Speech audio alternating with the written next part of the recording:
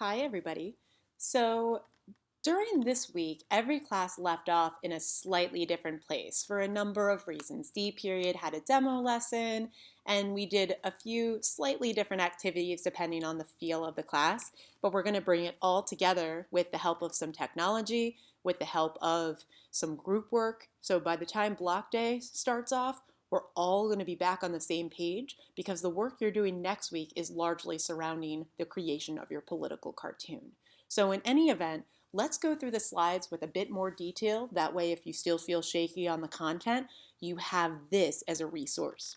Okay, so we did the First Intifada, but just to bring it all back so that when we talk about the Second Intifada, we can draw some connections. Let's go over this slide one more time. So we'll do it quickly. Of course, like all major conflicts, there is no one sole cause. But we have to consider that there is an immediate cause that ultimately brings all this violence to a head. And technically, there was more than one cause. There's sort of an action and a reaction. So the first thing that happens is an Israeli Jewish man was killed in front of a shopping center in Gaza. And then 2 days later, there is a car accident. It's an Israeli military vehicle that runs off the road, and 4 Palestinians die. And so the question is whether or not that was intentional or whether it was an accident. But nonetheless, ultimately, 2 days after that, violence erupts throughout Gaza and the West Bank. So it was somewhat spontaneous, but it was largely a response to the events that preceded it. Now, we know that an intifada is Arabic for shaken off. We've talked about that quite a bit, so I don't think that really involves elaboration. However, we should think about the different ways in which the intifada manifested itself. So, first off, there is no one-size-fits-all strategy for the Palestinians in the intifada. Remember that it's coming from the grassroots level, so it's not necessarily following a leader, as it were. So some of the strategies, in fact, most of the strategies in the earlier stages were nonviolent.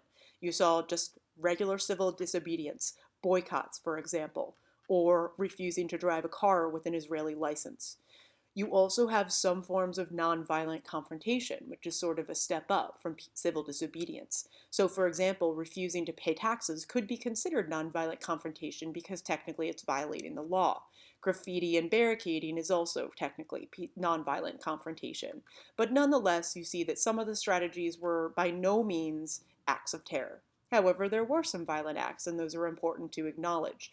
So, the stone throwing, right? Hence the name stone throwers for people who participated in the Intifada, and also the occasional Molotov cocktail. Now, notice that in the first Intifada, you don't see widespread instances of suicide bombing, and part of that is because Hamas has only just formed, and they are not as prominent as they will be in the early 2000s rather.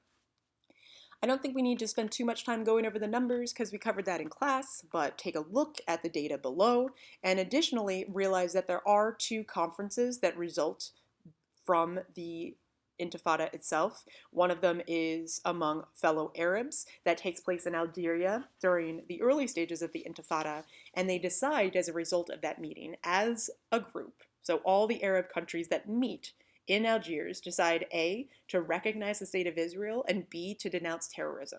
And it's very important for us to realize that when this occurred, Yasser Arafat himself spoke in English about how he disavowed terrorism. So consider how that message might have been received in other countries and why that might matter. There's also a conversation about this conflict that's coming from the West, and that results in a conference in Madrid, Spain in the fall of 1991. Now, historians claim that the First Intifada ended with this conference because the result of this conference was the plan for the Oslo agreements or the Oslo meetings of 1993, which of course result in the Oslo Accords. But there are some historians that argue that the First Intifada actually ended in 1993 with Oslo and not in 1991.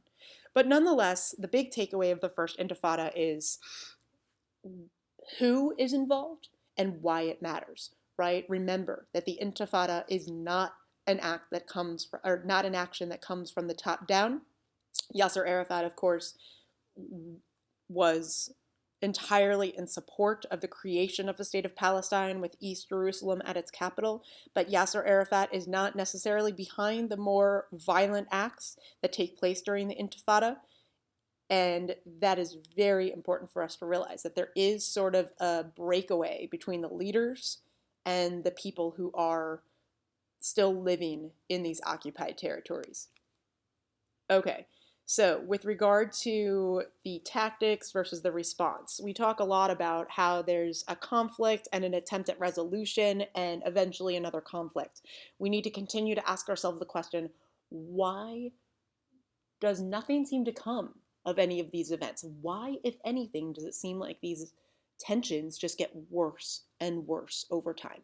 So, first off, what are the Palestinians doing in order to accomplish their goals of shaking off their Israeli identity when they feel more Palestinian, and also their attempt to reclaim land that they claim was theirs?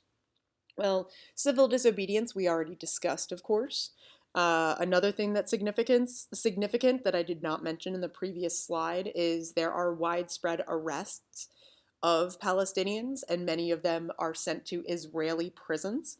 And so, similar to what we saw in South Africa, there were strategies among some to overcrowd the prisons as an act of civil disobedience. So, why are they doing these things? To a certain extent, this hits Israel in the pocketbook, and that may be far more effective than things like violence. However, of course, violence continues to occur. But nonetheless, as we said before, there is a decision, a very conscious one, by the leaders, by the leadership of the PLO, and eventually the new Palestinian Authority that is created as a result of Oslo. They do speak out against violence, but nonetheless, the violence continues. And why is that? That's because the people on the ground in Gaza, in the West Bank, are continuing to resist Israeli occupation, while the leaders who are not even in Gaza and the West Bank, remember that the PLO headquarters was in Tunisia at this point, they disavow violence, but they're nowhere near Gaza or the West Bank. So, to a certain extent, their words don't go very far. Now, how does the Israeli response impact our understandings of the First Intifada? Well, first off, the prime minister at the time, Yitzhak Rabin, said that the way to confront the Intifada was to smash it with force, power, and beatings. And so we are already aware of some of the numbers, right? Some of the casualties. And we're also aware of some of the numbers of casualties on the Israeli side. As I mentioned before, in addition to casualties, of course, we have mass incarceration, and some of these people are still behind bars. In addition, we see collective punishment, right? So what this means is that in certain circumstances, areas where there was a high volume of violence, you see that entire villages sometimes are placed on curfews, which of course also means that children are not able to go to school and they lose access to essential resources such as electricity and water. So very, very harsh form of punishment for them. And in addition, despite the fact that the Israeli government denies these, that there was evidence of what are called targeted killings. An example of that would be if there was a certain individual that was seen as a leader or an instigator of the Intifada, the Israeli government might try to track that person down and have them assassinated. And the way that these targeted killings occurred was often there would be an Israeli soldier who would go undercover and act as if he were Arab to get information and then ultimately carry through the targeted killing. But again, that is a controversial topic. The Oslo Accords. Okay, moving forward to 1993, as I mentioned before, it was the Madrid Conference in 1991 that led to the Oslo Accords. We see here this image below. We have on the left, we have Israeli Prime Minister Begin. In the center, we have US President Bill Clinton. And on the right, you have the head of the PLO, the chair of the PLO, Yasser Arafat. And this picture says a lot, right? We see that in Oslo in 1993, this was originally a secret meeting that, of course, we eventually find out about because the accords are the result of that meeting. What they do is they create a framework to negotiate peace. And the way in which they want to do that is to split the West Bank into 3 different parts. Okay, so the settlement video, which we've watched in class already, and I'll confirm if this is the accurate number, tells you more details about how those settlements are divided. But it's important for us at the base level to realize that each of these different areas has a different level of autonomy. So some areas of the West Bank have more or less full Palestinian authority, and other areas still have a military authority from the Israeli perspective, but semi-Palestinian autonomy. And there are other areas that, although they are in the West Bank, are more or less still completely controlled by the Israeli government. And those are the areas where you see the most settlements.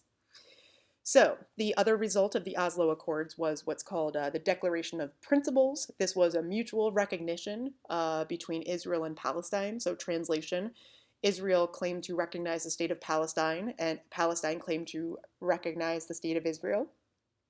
Israel agreed to withdraw from the Gaza Strip, withdraw its military, that is, and it also agreed to withdraw from some parts of the West Bank. Now, at this point, Hamas is now growing as a more prominent political force within the PLO. And Hamas vehemently rejects these accords because there is no talk about the right to return in these conversations. And also, Hamas does not want to recognize the state of Israel to begin with. So after 1993, we're going to see an increased use of suicide bombs from the Hamas members of the PLO. In 2000, we see another talk at Camp David, but this time it's led by the president at the time, Bill Clinton. So here, another photo, we see the Prime Minister of Israel, Ehud Barak. We see on the right, Yasser Arafat again, and in the center, Bill Clinton. So these talks do not turn into much, right? So what we see at the end of this talk, or during this talk, is that Israeli Prime Minister Barak does not want to compromise on the issue of Jerusalem. He says that it should remain entirely under Israel's control, and Yasser Arafat believes that the future state of Palestine will have East Jerusalem at the capital. So because there is no budging on either side with regard to Jerusalem, Yasser Arafat eventually rejects the decision, or rather the negotiation talks, and he refuses to compromise.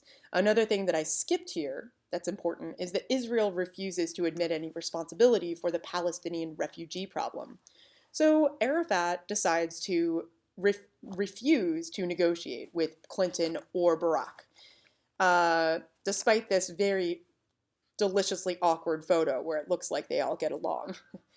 Now, Yasser Arafat, when he returns to Tunisia, he is celebrated as if he's a war hero, because the people of the Middle East see this as Yasser Arafat refusing to bow down to the demands of the West or of Israel. But nonetheless, this is going to make things more difficult in the Middle East. Now, of course, in the year 2000, Bill Clinton leaves office, or 2001, he leaves office, but in 2000, George W. Bush is elected. And in 2001, the 9/11 attacks occur. So with that as background and context, we can think about how the U.S.'s approach towards the Israeli-Palestinian conflict might change over time. But the Second Intifada breaks out in the year 2000, and the immediate cause was that the Prime Minister of Israel at the time, Ariel Sharon, goes on a visit to the Temple of the Mount, which, as you remember, was a very sacred Muslim mosque that's located in Jerusalem. And Ariel Sharon's political opinions was that he supported the full annexation of the city of Jerusalem, which included East Jerusalem. So the Palestinians that live in Jerusalem do not like Ariel Sharon and are very upset that he visits this sacred Muslim holy site. So the day after his visit, some Palestinians begin to throw rocks at some Jews that are praying at the Western Wall. And as a result, this intifada is more like an all-out war. The Israeli government responds to the different varying attacks by the Palestinians with even greater military force. They use as much of the infrastructure that is available to them. And of course, by the way, some of this infrastructure is funded by outside dollars. They use tanks, helicopters, and this time fire planes, or rather fighter planes. And why this matters is that they start to actually shell civilian neighborhoods. So you can imagine that the casualty rate is going to escalate and increasing numbers of innocent civilians will be killed. You have over 4,000 total casualties here. 3/4 of those were Palestinian, and about 1/4 of those are Israeli. So there are a lot of Israeli casualties this time, and that is because suicide bombing is an increasingly utilized tactic, especially from Hamas and also Islamic Jihad. And just to pause briefly, we'll get more into Hamas and Jihad over time. But what really matters about Hamas and Jihad and why they are forming at this point is because Hamas and Islamic Jihad are more religious in terms of their organization. They believe not only that the Palestinians have a right to return to their land, but also a right to return to their religious homeland. And so when people talk about religious extremism, for example, one could see Hamas and the Islamic Jihad as a group that is less concerned with Palestinian nationalism and less concerned with Palestinian statehood and more concerned with a religious homeland. So to a certain extent, the suicide bombs are more personal, right? And they're much more religiously motivated. One of the reasons why people are more willing to die. So, the result of the Second Intifada, the Western Wall starts, or rather, not the Western Wall, the separation barrier, also known as, from the Palestinian perspective, the apartheid wall, starts to go up. The construction begins around the year 2001. And the Likud party, which was the most powerful, actually, rather, it is now the most powerful party in the Israeli government, is going to continue to escalate in its influence. And it's also going to work pretty closely with the United States to gain increasing support. So, despite the fact that the Intifada is raging in Gaza and the West Bank, there are attempts to continue to find a resolution to this conflict. And so in 2002, there's an Arab League summit in Beirut, which is the capital of Lebanon. And they call for a few different things which are very significant. So first, they call for Israel to completely withdraw from the territories that they occupied since 1967, which means that they called for Israel to withdraw from Gaza and the West Bank. They also called to establish an independent Palestinian state with East Jerusalem at its capital. They've said this many times, but this is an official meeting where these are their demands. So, of course, this summit is attended by Arab nations. But after this as of this Beirut summit, before it even begins, it's important to realize that most Arab nations, and Egypt led the way, signed a peace treaty with Israel. So this really matters because before this conference even starts, before this summit even starts, these countries have, at least implicitly, by signing a peace treaty, recognized the state of Israel. And in many ways, we could say by signing a treaty that is an explicit recognition of the state of Israel. Now, many Palestinians were not very happy with this plan. They thought that it gave too much to Israel. Many Palestinians, especially members of Hamas and Islamic Jihad, did not believe that Israel should become a state.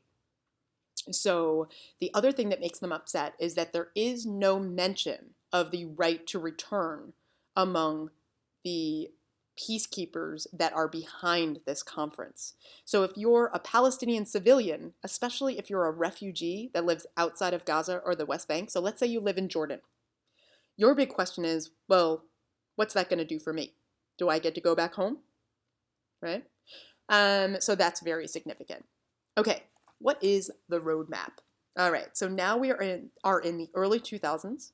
George Bush is president of the United States, George W. Bush, that is, Bush Jr. And the quartet is made up of Americans, the British, Russians, and delegates from the UN. So before we even talk about what the roadmap does, think about why that matters, right? I know the Cold War is over, but think about why these powers in particular are trying to drive the conversation for a resolution to the Israeli-Palestinian conflict. What does the quartet do? Well, it plans what's called a roadmap. And this roadmap was supposed to be a plan to establish a long-lasting peace between Israel and Palestine. They announced the roadmap in 2003, but as a result to the announcement, the Israeli government responded with a list of reservations, which some historians argue is tantamount to an out-and-out rejection of the roadmap. At the very least, a rejection of 14 different parts of the roadmap. But nonetheless, the Second Intifada is still raging when the quartet is meeting. So when the Second Intifada continues to escalate, the peace talks end and the roadmap more or less disappears. So, last slide here. In 2006, there is an election for a Palestinian assembly. And this is important for a number of reasons. First off, the United States actively supported a free democracy in Palestine. But by the time this election occurs, the United States has already begun its invasion of Iraq and it already has a significant number of troops present in Afghanistan trying to fight al-Qaeda. While this is not directly related to Israel and Palestine, realize that the US is becoming less willing to work with a leader like Yasser Arafat because they, along with Israel, increasingly are nervous about the Palestinian strategies that are implemented during the Intifada. If the Israeli government sees the entire PLO as a terrorist organization and the US is increasingly becoming more closely allied with Israel, it makes sense that the US is more on the same page with Israel here. So, why did these elections matter? Well, first off, the Israeli government, as of 2006, conducted a full military withdrawal from Gaza, including evacuating the remaining Jewish settlers that lived there. So in theory, Gaza was now left to the devices of the Palestinian Authority. However, as we know, the PLO was divided. There are a number of different fringe groups in the PLO. Now, when the Palestinian Authority was established in 1993, in theory, that was meant to act as a Congress, right, as a legislative body. However, with these different parties within the legislative body, that makes it more complex. So the area is still sort of controlled by the Israeli military, and that leads to, of course, the rise of Hamas, because Hamas is much more vehemently anti-Israel. The Hamas charter itself more or less calls for destruction of the state of Israel. What that means is up for grabs, per se, but we can ask the question, sort of, how does the result of this election matter for what kind of sentiments we are seeing in these Palestinian territories? So in the 2006 election, Hamas wins a majority, pretty significant one, 77 out of 122 seats. And Fatah was the second most popular party. But nonetheless, even though Hamas was seen as more extreme and Hamas resorted to suicide bombings, Hamas did claim that they would recognize the state of Israel and that they would agree to a ceasefire with them. However, because of the Israeli perspective on Hamas, because the Israeli government saw Hamas as a belligerent, and because they also saw them as a terrorist organization, and because the US, of course, is very terrified of terrorism by the year 2006, the US more or less undermines the result of this election, and Israel does too. So despite the fact that Hamas was democratically elected into the majority of the Palestinian Authority, that never comes to fruition. This election is ultimately disregarded by the US and by Israel. So the big question that I'll leave you with, and there's no right or wrong answer, but to what extent was the US attempting to rectify the situation and establish peace in the region and protect the democracy of the Palestinians? Or to what extent is the US attempting to shape the Palestinian-Israeli peace process on its own terms in a way that is most convenient for the United States? Now, that leaves a lot of questions probably, but at the very least, hopefully you're a little bit more confident with the content. Now, your job is to get to work with those political cartoons. I will see you on Block Day, and thanks so much for listening. So long.